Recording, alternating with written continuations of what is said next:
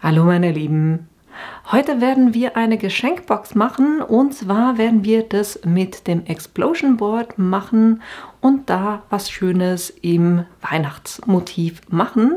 Mehr dazu seht ihr gleich nach dem Intro.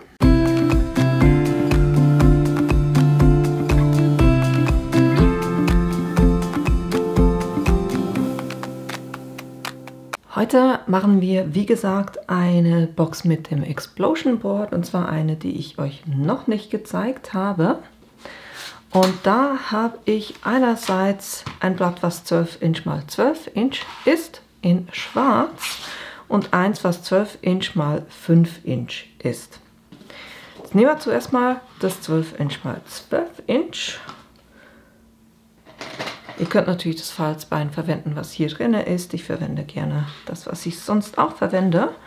Und jetzt ziehen wir auf zwei Seiten bei der XXL-Linie die Falzlinie.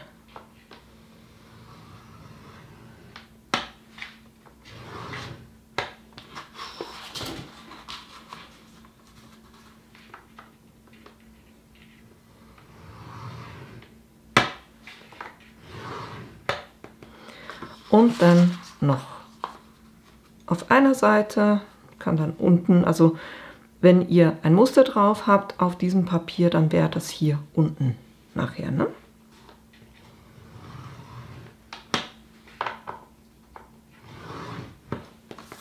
So, das ist das eine.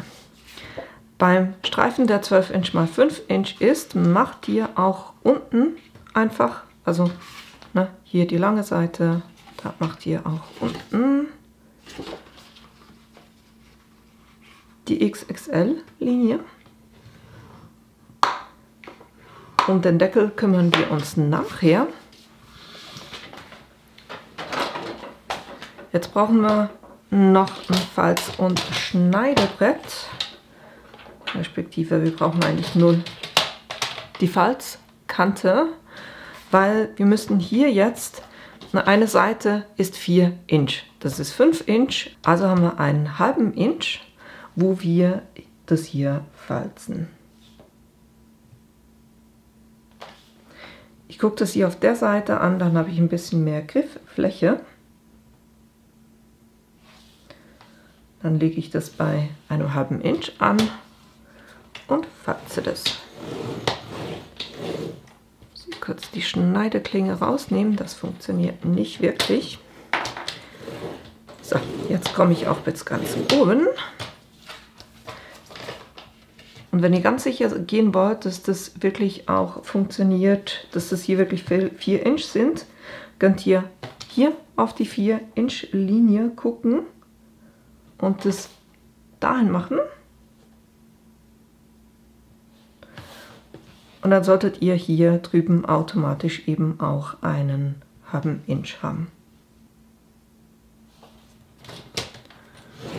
Und so faltet ihr das auch nochmal an der langen Kante. Weil diese beiden Seiten sind unsere Klebelaschen. Das können wir hier schneiden. Und zwar schneidet ihr das hier rein. Ich lasse die Mitte gerade stehen und die beiden äußeren schräge ich ein bisschen ab.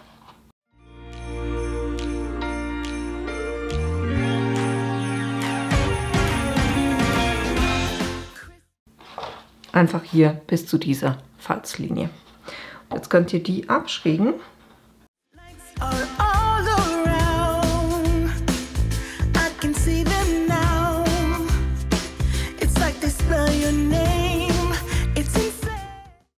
Dann haben wir das. Und hier könnt ihr, also diese beiden Laschen abschrägen. Bis in die Ecke rein, hier oben auch.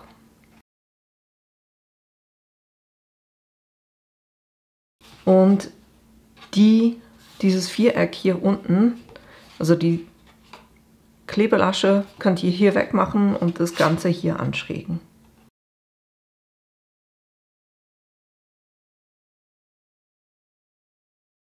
So dass das so aussieht. Und jetzt können wir überall noch die Falzlinien nachziehen.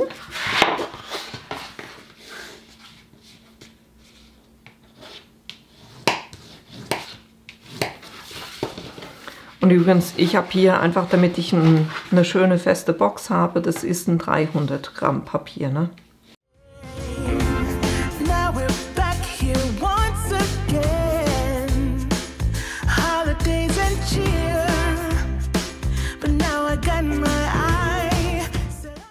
Jetzt können wir eine Seite schon mal dran kleben und ich habe heute was ganz Cooles. Ich habe neu einen Tombow-Kleber.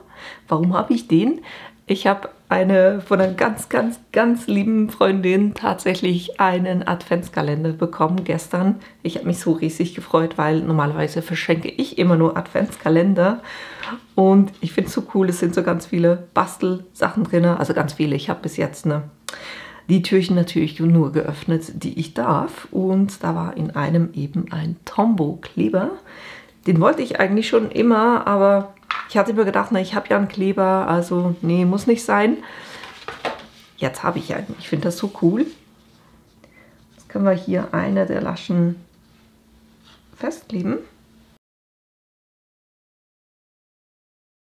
Und am besten legt ihr das einfach, ne, hier ist die Klebelasche, dann legt ihr das an die Kante hier von diesem stehenden Blatt, damit ihr das schön auf die Kante aufbringen könnt. Oder wir machen es so, einfach drauflegen. Ihr geht nah an die Falzkante ran, aber nicht in die Falzkante rein, ne? Also ich sehe jetzt meine Falzkante.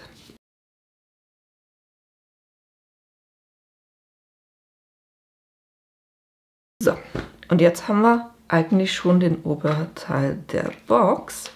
Was ich jetzt machen will, ich will jetzt schon die Mattung aufbringen, damit es dann ein bisschen einfacher geht. Da gucke ich mir jeweils einfach an, wie groß sind diese Bereiche. Da bin ich bei 10,2 und ich gehe mit der Mattung immer einen halben Zentimeter kleiner. Also sind wir bei 9,7. Und in der Länge haben wir 20,3, dann sind wir bei 19,8. Und ich habe mir von einem Set an Digi-Stamps Papier ausgedruckt und das werde ich jetzt einfach, also ich brauche 1, 2, 3, 4 Streifen. Ich habe 3 Blätter ausgedruckt, weil ich für den Deckel dann auch noch eine Mattung brauche. Aber ich schneide jetzt hier einfach mal diese 19,8 mal 9,7 aus. So, dann habe ich hier meine 4 Mattungen.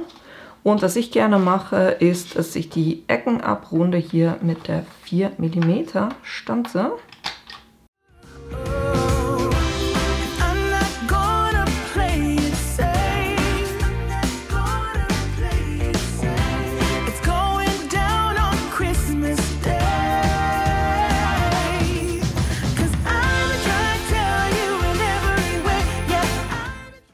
Und jetzt kann ich die hier schön mittig aufkleben, damit diese Seiten alle schon gemattet sind.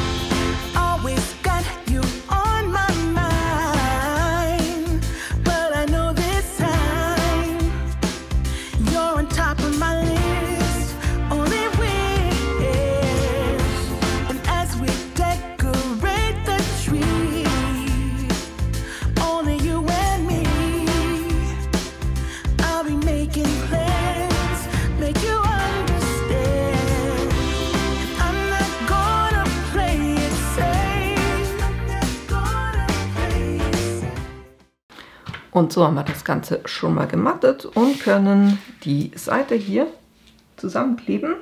Das heißt, ich gebe hier einfach Kleber auf die Lasche drauf.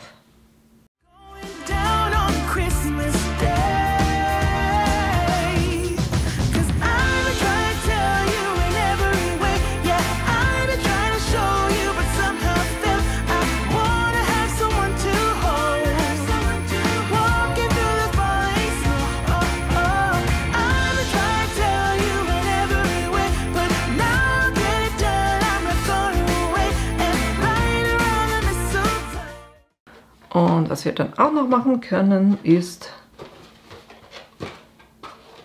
unten den Boden zusammenzukleben. Das, was gerade geblieben ist, wo ich nicht abgeschrägt habe, die klebe ich zuletzt rein. Das heißt, ich klebe die Seiten rein, dann das und dann das.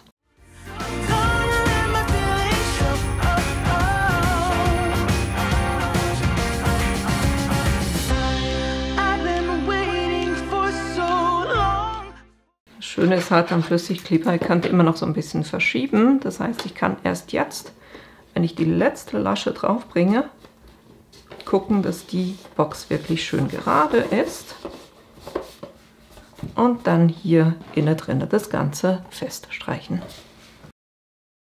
Und ich gucke dann jeweils beim weiteren Vorgehen auch, dass die Lasche, die ich eben zuletzt festgeklebt habe, die hat ja hier, da sieht man dann keine Klebekante, das wird bei mir die Vorderseite von der Box sein. So, jetzt brauchen wir da natürlich noch einen Deckel drauf, ne? Für den Deckel messe ich mir jeweils einfach ab, wie breit ist die Box. Das sind bei mir 10,3 cm. Und dann haben wir ja hier die Lid-Linie auf dem Explosion Board und die ist 2,8 cm. Und dann nehme ich noch 0,1 cm dazu, einfach damit ich da noch ein bisschen Spielraum habe.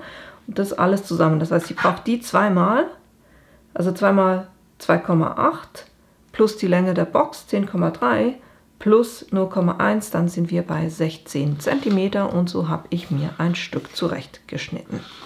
Und das fahrt sich jetzt ganz einfach entlang der Lid-Linie ringsherum.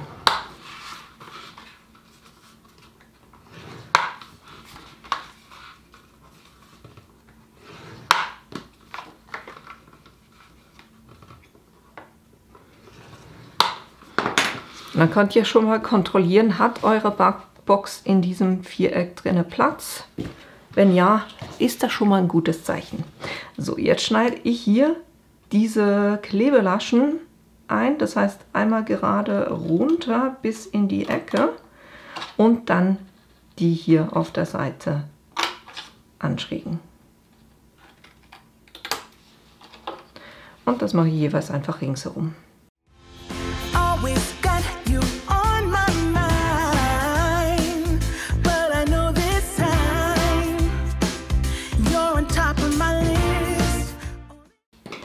Dann können wir hier die Falzlinien nachziehen.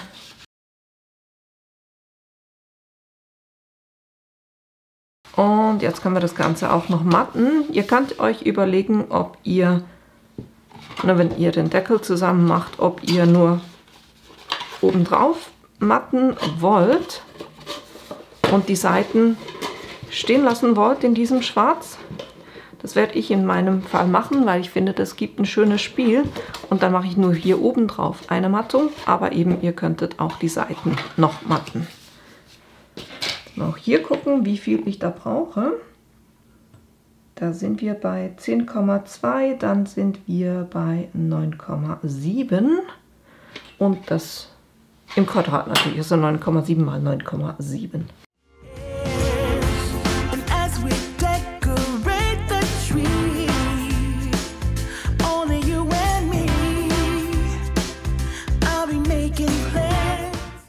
Dann runde ich natürlich auch hier die Ecken ab, damit das alles einheitlich aussieht. Und wenn ich die Seiten vom Deckel matten würde, würde ich tatsächlich auch da die Ecken abrunden. Ich ziehe das jeweils durch, wenn ich das an einer Stelle mache, dann mache ich das überall. Jetzt können wir das hier drauf kleben und dann den Deckel auch gleich zusammenkleben.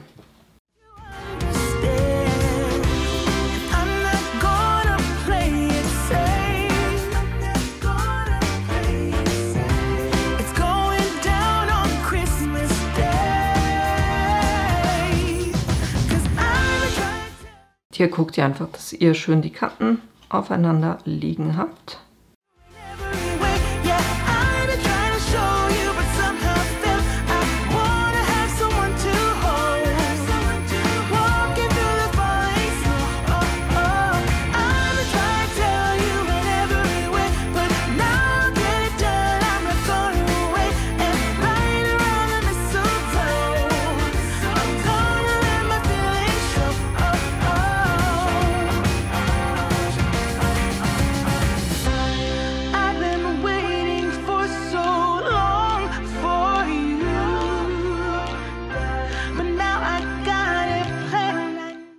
So, und wenn wir jetzt richtig gemessen haben, sollte der oben drauf passen.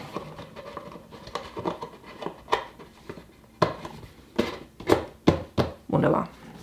Ich mag das, wenn der wirklich schön satt sitzt, auch nicht runterfällt. Von dem her passt das für mich wunderbar. Und jetzt will ich hier noch was vorne drauf. Ihr könnt es natürlich so beschmücken, wie ihr das gerne möchtet. Und ich verwende, weil das Designpapier ist auch selber ausgedruckt, das ist von Stoff Deluxe, der Polarbär. Da habe ich einfach das auf einer A4-Seite gedruckt. Und jetzt habe ich hier auch den Polarbären, den ich hier gerne vorne drauf mache. Ich mache da jeweils einfach mehrere, damit ich die dann auch noch verwenden kann und gleich eine ganze A4-Seite drucken kann. Und dafür habe ich die Big Shot. Da könnt ihr natürlich auch das einfach von Hand ausschneiden oder sonst mit dem Plotter oder was auch immer ihr wollt. Meine Idee ist es, dass ich den Polarbären so ausschneide mit einer Stanze und dann noch ein schwarzes, also im schwarzen Karton auch noch das Element, was eins größer ist, ne, das so ausschneide und dann die beiden aufeinander klebe. Und genau das mache ich kurz, dass ich das Ganze hier noch ausstanze.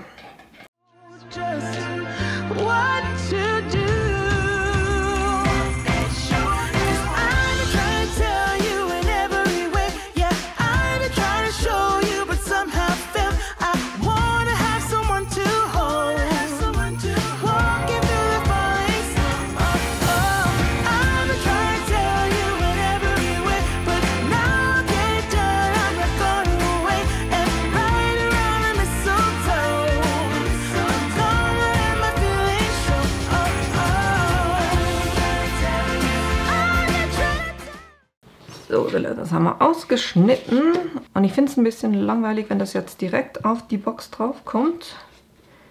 Mal gucken. Ich glaube, ich klebe das Schwarze direkt auf die Box.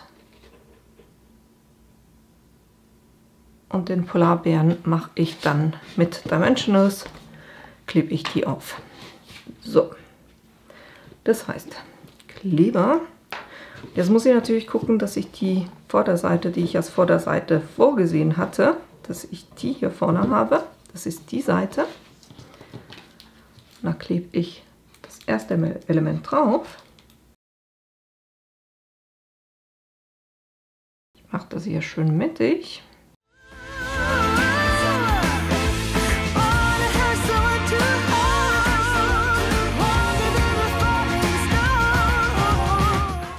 So, und jetzt kommt der Polarbär.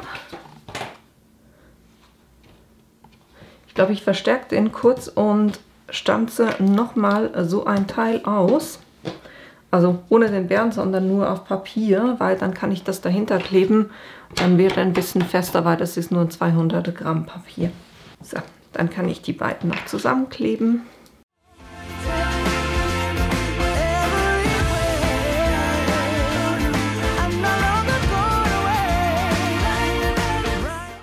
Weil dann ist er jetzt auch ein bisschen fester und da kann ich jetzt eben mit den Klebepunkten arbeiten.